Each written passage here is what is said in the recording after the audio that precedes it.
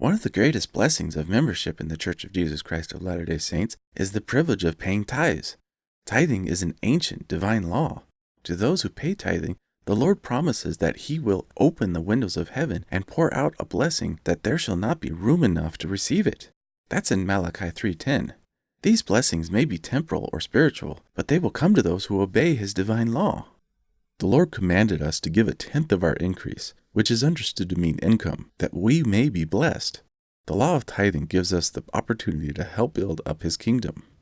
Those who do not pay tithing rob God. They keep for themselves something that rightfully belongs to God. Having been a Mormon once upon a time, I know that you teach paying tithing as a requirement for baptism. That's right. Obeying the law of tithing is one of several commandments we teach people that is essential for being worthy for baptism. Sounds like membership fees to me. That's not what the Bible teaches concerning baptism. Paying tithing has never been a stipulation for receiving baptism. I think we should explore what tithing really is from a biblical perspective and see whether it plays a role in the life of a believer today or not. That sounds like a good starting point. It's a fact that in Old Testament times, people tithed. Tithing was an ancient law practiced by Abraham when he paid tithes to Melchizedek. Okay, let's start with that story found in Genesis 14. It tells the account of Abraham rescuing his nephew Lot from the armies who kidnapped him. Upon his return from victory with the booty from the conquered kings, Abraham meets with the mysterious high priest Melchizedek. And Melchizedek blessed him. Then Abraham paid a tenth to Melchizedek as tithing. Well, let's take a closer look into this account. In Hebrews 7:4, it says Abraham gave Melchizedek a tenth of everything he had taken as a spoil of war. The tenth or tithes was a portion of what Abraham had obtained from his invasion, not a portion of everything he owned as personal possessions. There is no scriptural evidence that this tenth giving was a normal part of Abraham's life. It was a one-time event.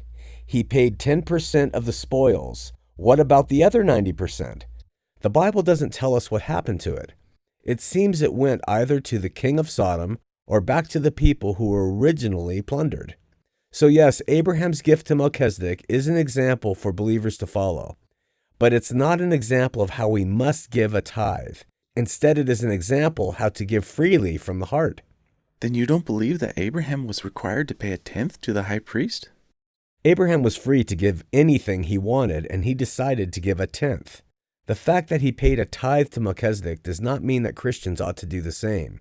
We too are free to decide as God moves us. What about Jacob in Genesis, where he vowed to pay a tenth to the Lord? But that doesn't mean Christians must do the same. Jacob promised to give God a tenth of all he had if God would be with him, provide for him, and watch over him. We don't make bargains with God. We are to give without conditions. What about the tithe that was required of the law of Moses, wherein the children of Israel paid 10% of everything they earned, grew, or raised to the tabernacle and the temple?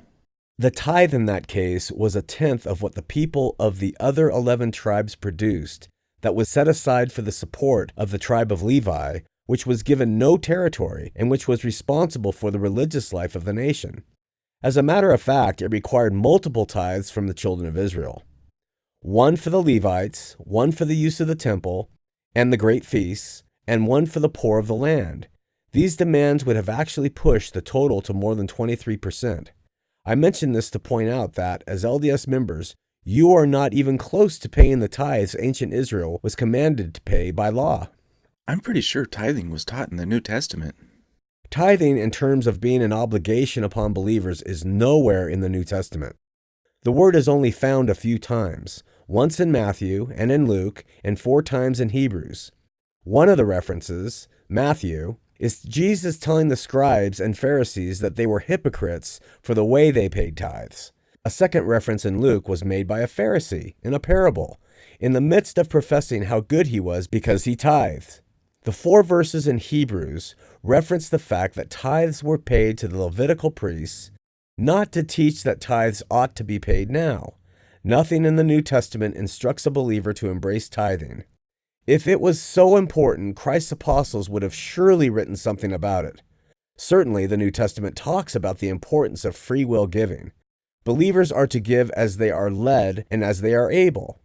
Paul teaches that cheerful giving is a form of worship and done from the heart, not by compulsion.